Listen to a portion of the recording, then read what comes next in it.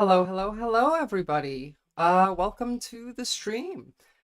Wasn't going to do one today, but obviously, big news, we have to cover it. I was expecting this later in the week. I really thought he would drop out tomorrow, as it's Monday, but he did today. It's been glorious, wonderful news. The celebrations have only just begun. The right wing is losing their absolute mind over this, and personally, I love to see it. Great. I don't have much time today. We're on a bit of a time schedule, so I think we should just get started. I have a couple things I want to talk about.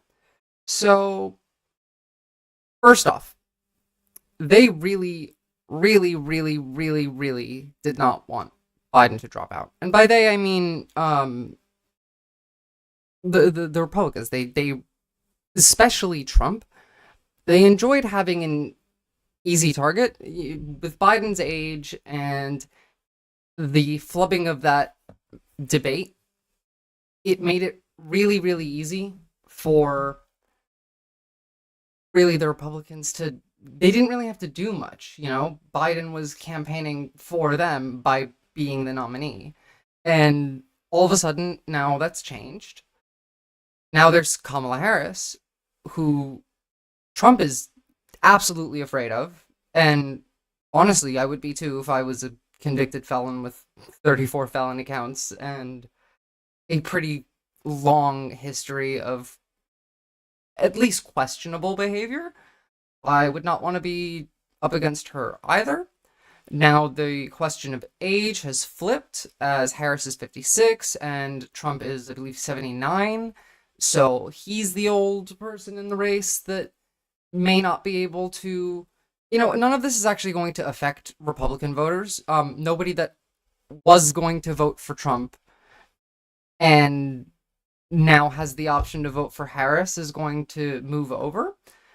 But Harris does prevent Dems from either not voting, which is quite likely, especially with a lot of young voters after everything that happened with Israel. Voting for Biden really seemed unethical. I've seen a lot of people say, and I certainly had the thoughts of that. I don't necessarily agree with that thought process, but I can understand why someone would not vote because of Joe Biden. And now that's off the table. This is a huge victory. And so I am assuming that it's Harris. Obviously, they haven't officially nominated her. I've seen talk of an open convention, which I don't think will happen, and I think is honestly pretty risky. I think the idea of the Democratic Party rallying behind one candidate sends a much louder message than if we had a week or two to squabble about who it is. I think Harris is the safest bet. She doesn't have much negativity attached to her. There obviously exists some. I don't like Kamala Harris. I've previously both spoken online and in person about her behavior as Attorney General in California, her treatment of trans people. However, none of that matters right now. Right now, all that matters is that she's 56. She's an attorney general for a former state attorney general, and she can speak, she can function, she can go to a debate, and she can talk, and she can look presidential. Now, assuming that it is Kamala Harris, and I'm willing to bet that it is. Oh, holy crap. Sorry, Foxy. I see that the chat is just a little askew. I'll fix that so that we can actually see your full name. There we go. Lovely. And yes, finally some good news. Having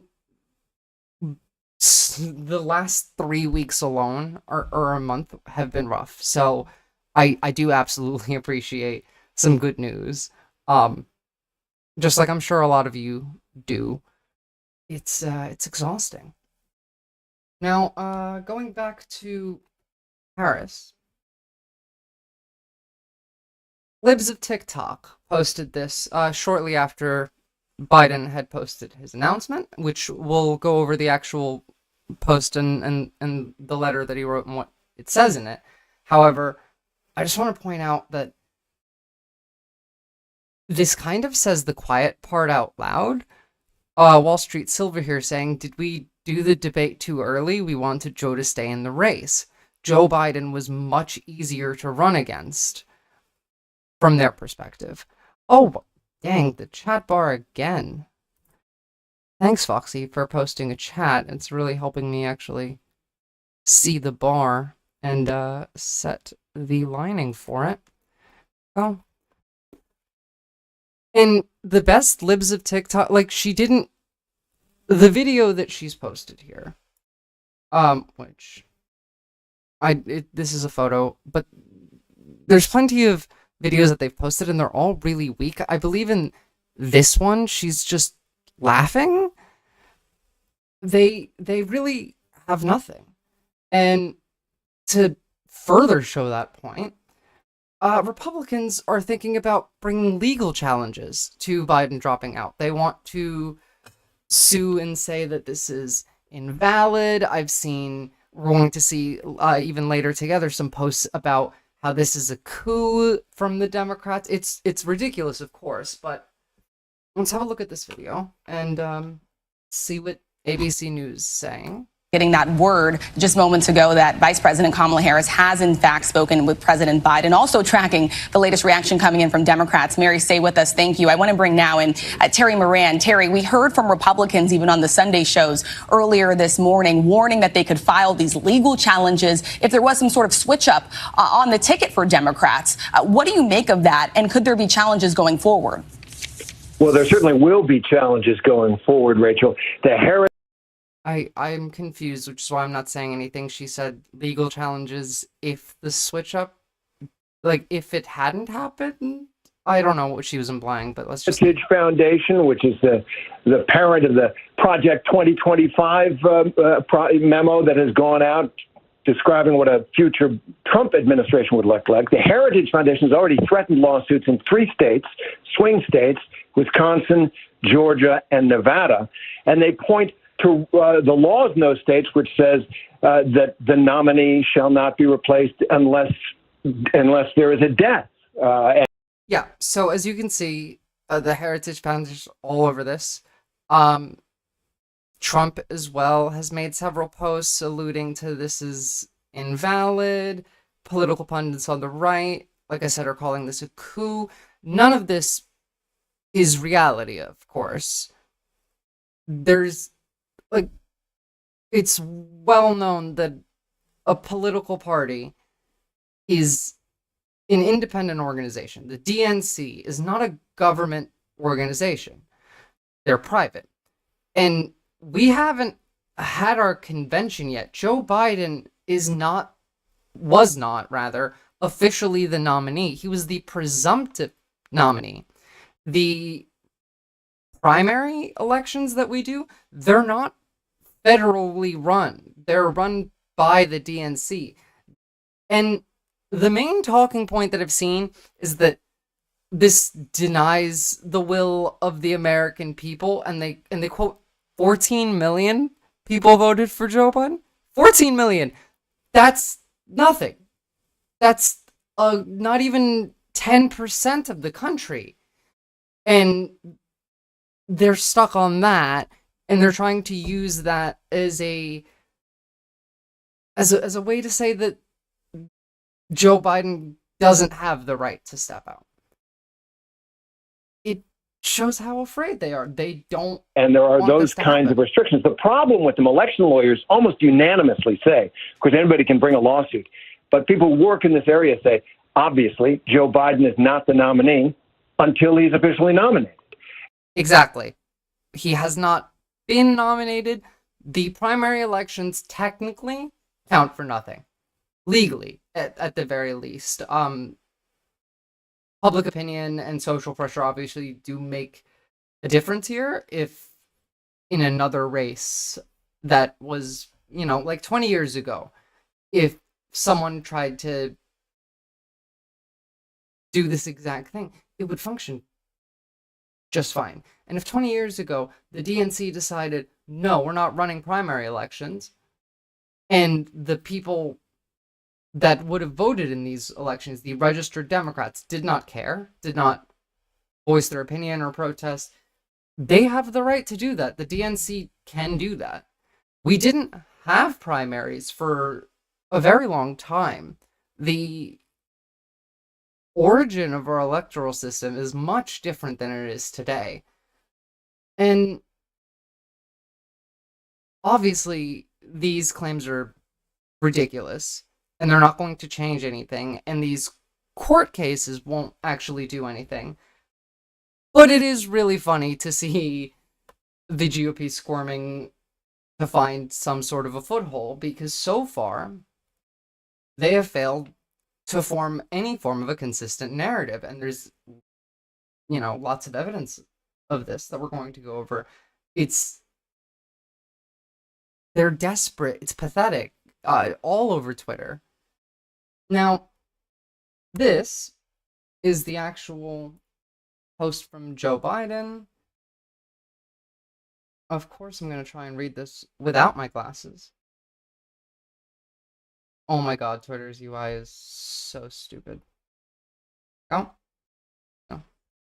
So, Joseph R. Biden Jr., my fellow Americans, over the past 3.5 years, we have made great progress as a nation. Today, America has the strongest economy in the world. We've made historic investments in rebuilding the nation, in lowering prescription drug costs for seniors, and in expanding affordable health care to a record number of Americans. We've provided critically needed care to 1 million veterans exposed to toxic substances, passed the first gun safety law in 30 years, appointed the first African-American woman to the Supreme Court, passed the most significant climate legislation in the history of the world, and America has never been in a better position to lead than we are today. I'm surprised there's not much about labor unions here. Joe Biden was very, very good for unions. So I find that interesting that they didn't mention that, especially with the Teamsters Union seeming to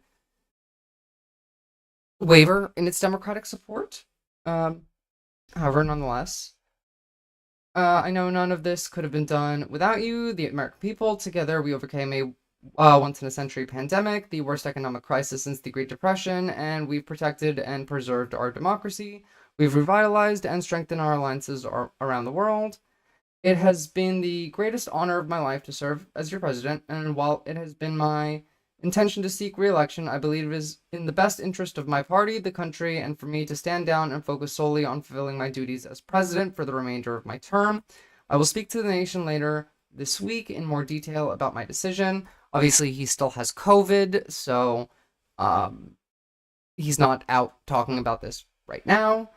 For now, let me express my deepest gratitude to all of those who have worked so hard to see me reelected. I want to thank Vice President Kamala Harris for being an extraordinary partner in all this work, and let me express my heartfelt appreciation to the American people for the faith and trust you placed in me. I believe today, what I always have, there is nothing America can't do. When we do it together, we just have to remember we are the United States of America. So, good letter. He is gone from the election. He is focusing on being the president. Funny enough, that comes up a bit later. Now, how is this looking? What is the temperature of the room right now? Well, I've seen a decent amount of fear saying that Joe Biden stepping down has handed the election to Trump, and I really cannot understand how you get to that point of a thought process, but there are people like that. And they point to the polls. Now, polls like this, where Harris slightly trailing Trump in Georgia. You need to understand that all of these polls were done when Joe Biden was presumed to be the nominee, and Kamala Harris, I guess they took this, there it is. And Kamala Harris has been an incredibly absent vice president. She's not been as vocal as presidents in the past have been. Even, I believe, Pence under Trump. I can think of more things that he has done and he has said. And so there's less name recognition, and there's less things to point to of accomplishments that she has made throughout Biden's presidency. However, I think partially this is a benefit. I think the new polls that will come out now that she is, well, she isn't officially the nominee yet, but believe me, she will be later this week. And once she is, then she'll be on TV, she'll make speeches, she'll go campaigning, and those poll numbers are going to go up dramatically. It also depends on who she picks as her vice president. Now, let's just look at this poll really quickly before we get into that. What is it? Biden performed just a bit better than Harris did.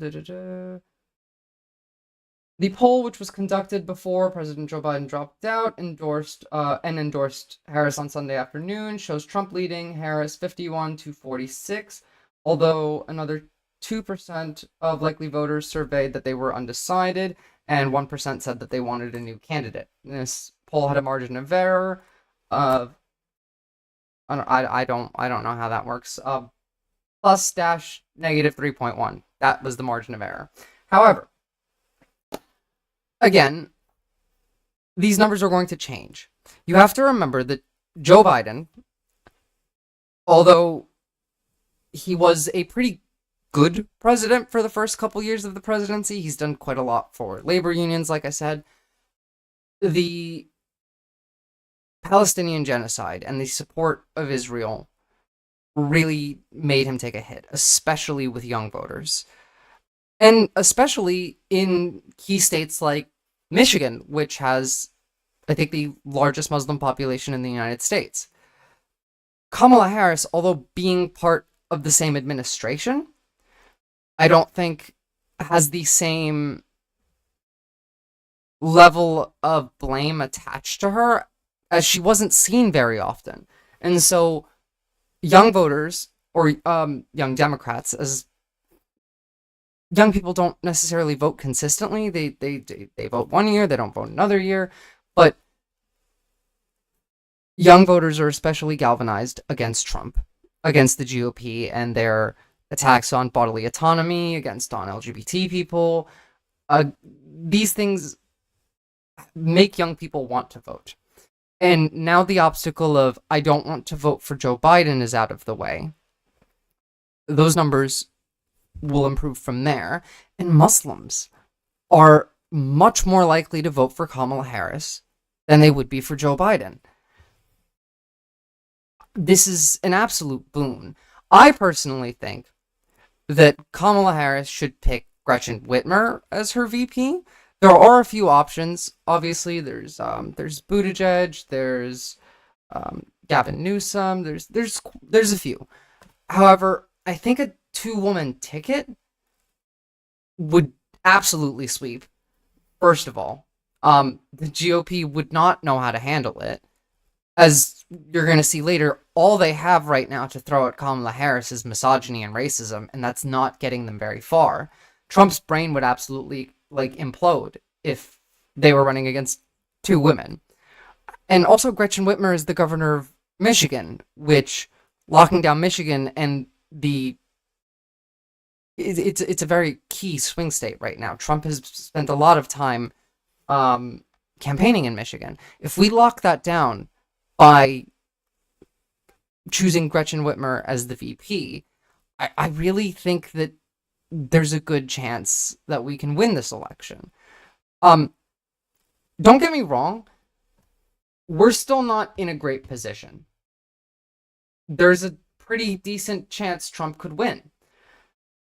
But the specter of fascism, the ever-growing specter of fascism, is a bit smaller today than it was yesterday. And I think that that's good enough for me today. And I think we now have opportunities that didn't exist before for us to improve the ground that we're standing on before the election. We have 4 months, well, 3.5, I guess. The French left rallied in a week and beat the fascists. We can do. We're America. We can do this in 3 months. I really don't have a doubt that we can manage to rally. And things like this,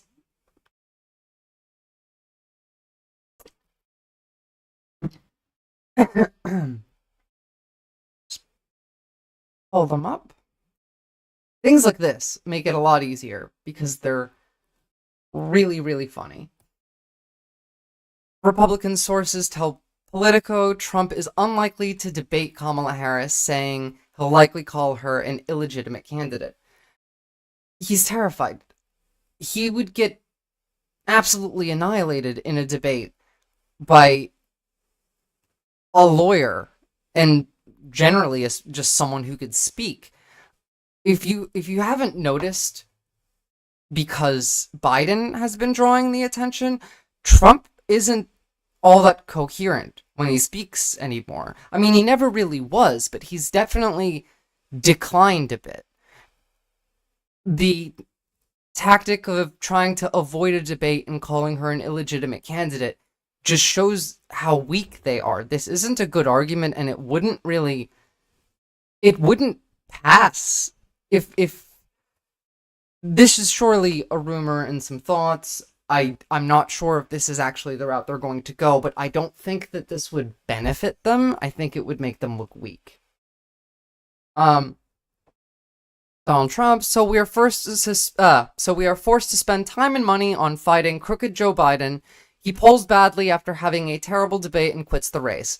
Now we have to start all over again. Shouldn't the Republican Party be reimbursed for fraud in that everybody around Joe, including his doctors and the fake news media, knew he was not capable of running for or being president? Just asking. Absolute nonsense. First of all, I love the billionaire asking to be reimbursed for campaign finances that they've spent against Joe Biden. I do want to point out they really are in a difficult situation. They spent 4 years building conspiracy theories and narratives around Joe Biden. He's gone now. There is no Hunter Biden. There is no, everything that they spent all this time and money creating is now gone. You can't switch it over to Kamala Harris for quite a lot of it.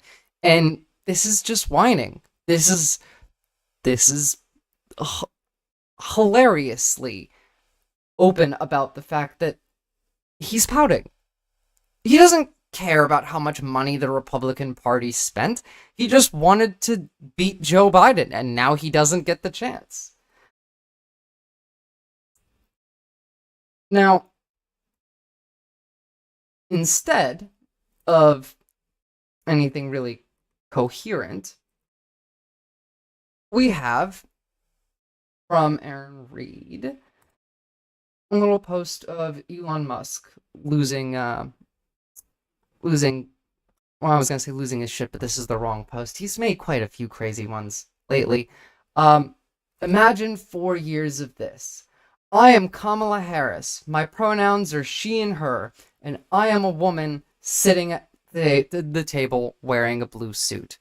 I don't know what the context of this video is. I don't particularly care. She could just say that. This is so weak brain. I don't know. If Elon Musk thinks that they're going to beat Kamala Harris complaining about pronouns and the fear of trans people, they're going to find out why Republicans have lost dozens of elections trying that same tactic over the last 4 years. Great point by Aaron. Trans panic and culture war bullshit will only get them so far, and it's already gotten them that far. It will not get them any further than they already are. And it's an easy road from them bringing the culture war, trans people thing into this for Kamala Harris, who can speak, to take that and flip that into the Republicans hate women, which they do. They hate women.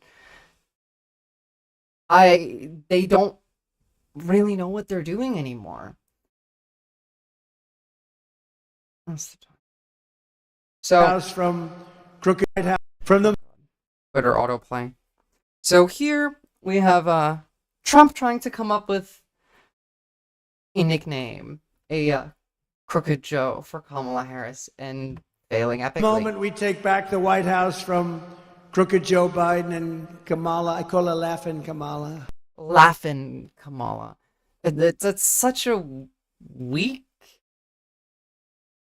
nickname. I was talking to a friend earlier, and she just on the spot was like, "Why didn't you call her Hahamala?"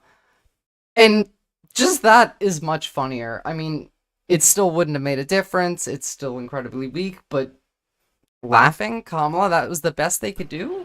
You ever watch her laugh? She's crazy. You know, you can tell a lot by her laugh. No, she's crazy. She's nuts. So, a lot of people are calling her crazy because she has this sense of happiness, and she laughs, and she speaks in a way that's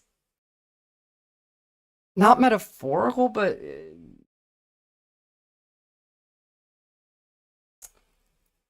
whimsical. I've seen that been applied, and I think it fits quite well. She speaks with whimsy. We'll see. You'll see what I mean. I'll explain this when I hold on. Let me pull this up now. Here it is. No, that's the wrong one. When they say she's crazy, they're talking about. Oh, Jesus, do I not have the right?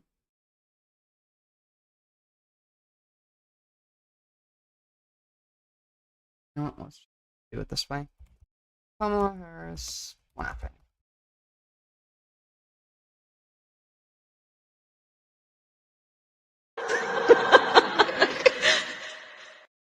Yeah, that is a meme. It's an excellent meme. Saw this earlier. I'm so mad that I must have messed it up when I put it into my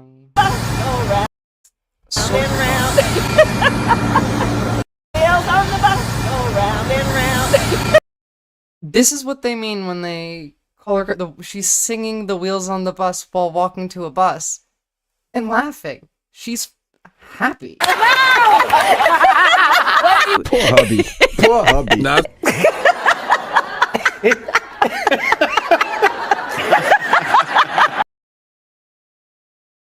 She's happy. And that's what they're complaining about. On another note, it's been reported that Twitter has been either outright blocking people or making it incredibly difficult to follow Kamala HQ. I've seen videos of this actually happening. It didn't happen to me. I just clicked follow and it worked. But Elon Musk is fully in support of Donald Trump for various reasons that I just genuinely don't have time to go into on this stream, but we will talk about them. And this is why you shouldn't have billionaires that are politically motivated owning major media companies. This is kind of what happens.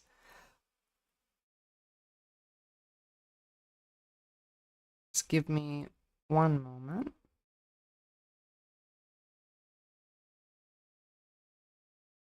Here are some of the more ridiculous arguments that I've seen posed against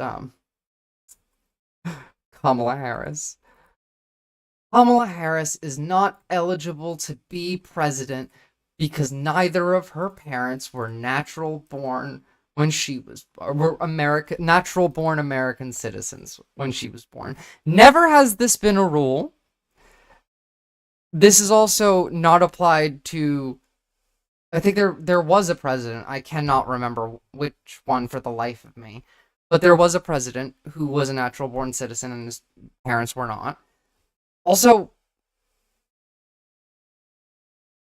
this is what you have. Her parents weren't citizens. She was born here. She is an American citizen. It's laughable. It's pathetic.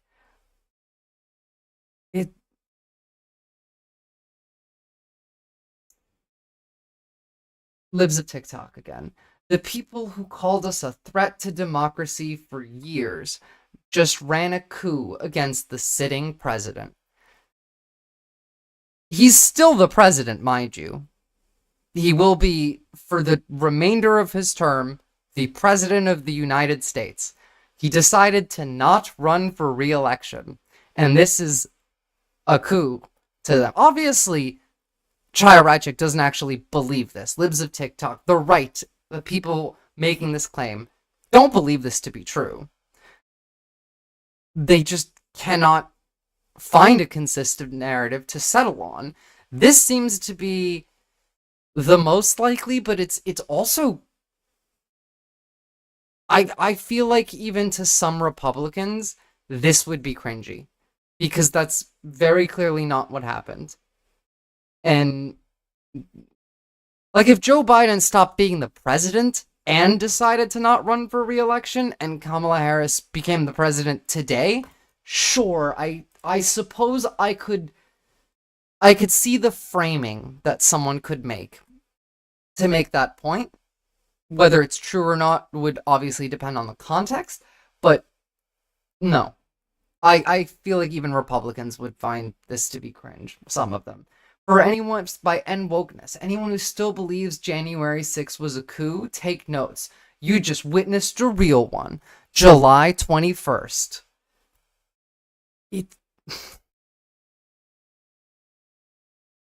I really don't know what to say. I feel like I keep repeating myself, but it's childish. It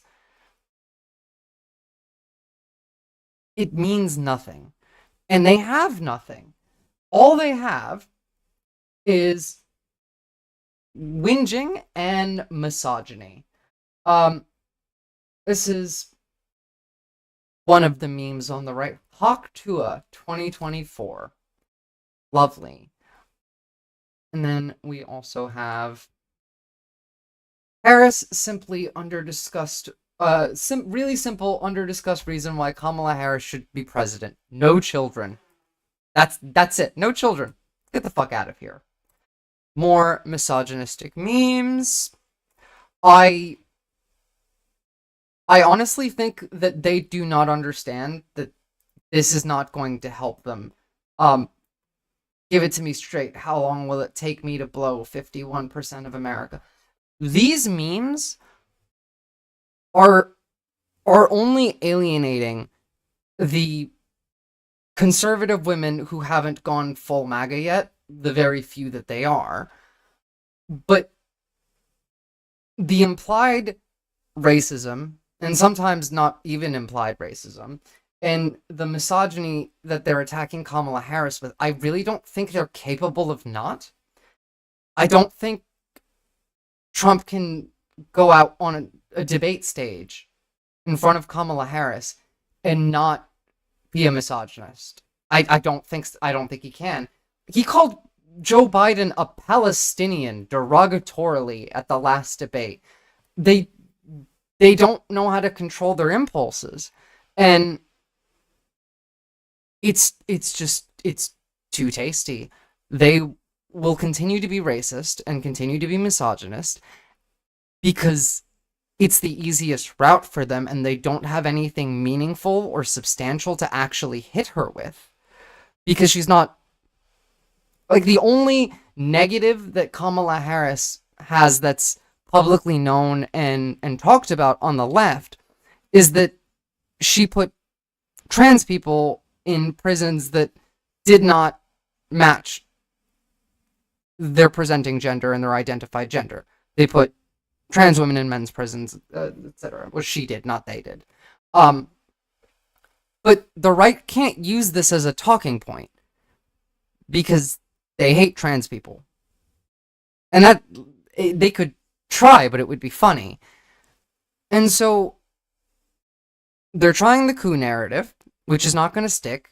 It's laughable, it's weak. And the only other thing they have is racism and misogyny. I don't think that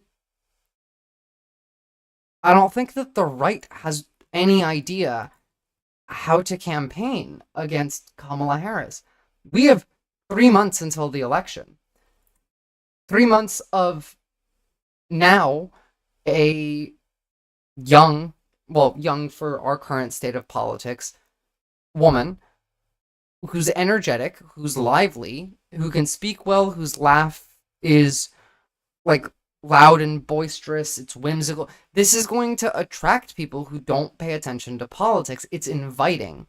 Whereas Joe Biden was a zombie and Donald Trump is a sexual predator and looks like one too. Even someone who has no idea about politics, none of these, don't even know any of these people's names, is much more likely to vibe with Kamala Harris. And if the Republicans don't find a solid ground, they don't consolidate and form a narrative in the next week or two,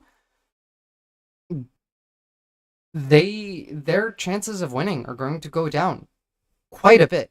If they keep on this road,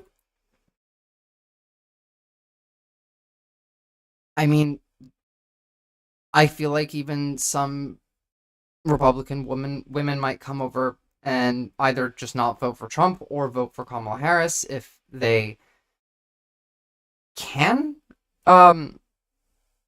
If their state allows them to switch their party or, caucusing and all. There are ways that they would be able to participate in favor of Kamala Harris. Now, do I think this is likely? No, I'm sure it'll be like 2 people in the entire country that do this.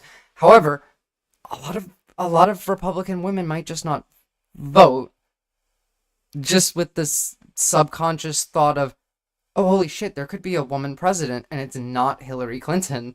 I'm with her has already been said multiple times to Kamala Harris, and I'm on board with it. I mean, the Muslim population of the United States instantly more likely to vote and to vote for her now. The young voters, again, much more galvanized. Like, the memes have been on point. Kamala Harris as a cop, obviously, and the convict. The cop and the convict, that is the narrative we have now. It was the 2 geriatric dinosaurs, and now we have the cop versus the convict. It's much more of a headline that draws attention, and it's great. I mean, the only cop in America I support. You know what? Fuck yeah. I agree. Aaron Reed also thinks Harris and Gretchen Whitmer would be a great matchup. I genuinely think easy win at that point. At the rate that the Republicans are going now, and their ability to consolidate versus Kamala Harris and Gretchen Whitmer, I'm not sure how I see a Trump victory there without major things happening. Now, obviously, we are still 3 months out from the election. A lot can happen in 3 months. And we don't know who her running mate's going to be. She hasn't officially been put as the nominee. I really hope that we don't do an open convention, but I really also don't think it's likely. And again, The Simpsons are always right. I found this very funny. So, yep, that's the state of things today. Good news, for once, has made me very happy. My hopes for the future are significantly brighter now, today, than they were a week ago. And I think we have a pretty decent chance of beating Trump, beating the fascists, and potentially even instituting some good social needed social change into the system. Kamala Harris might be a cop, but she's also in her 50s and she's a woman. I feel like she would be, at the very least, a little progressive, a little more progressive than we would expect her to be. Unfortunately, she's not Pete Buttigieg, but it is what it is. I mean, I didn't expect much from the Biden presidency, and he did do quite a lot. I have hope. I'm dreaming of a better tomorrow, a better world, a happier America, a safer America. One where, I don't know, maybe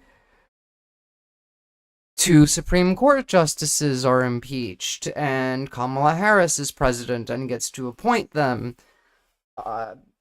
There are so many possibilities now that were closed off. And it goes to show that you shouldn't be a doomer about things, especially about politics, because a week ago, even two weeks ago, the idea of Biden dropping out of the race was a fantasy. I believe even I said that I don't think that he's going to, and I didn't. It wasn't likely. Nancy Pelosi, apparently,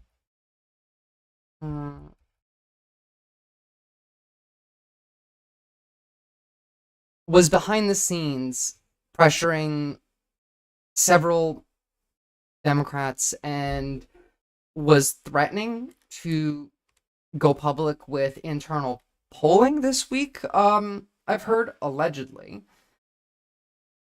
I'm trying to find the actual post.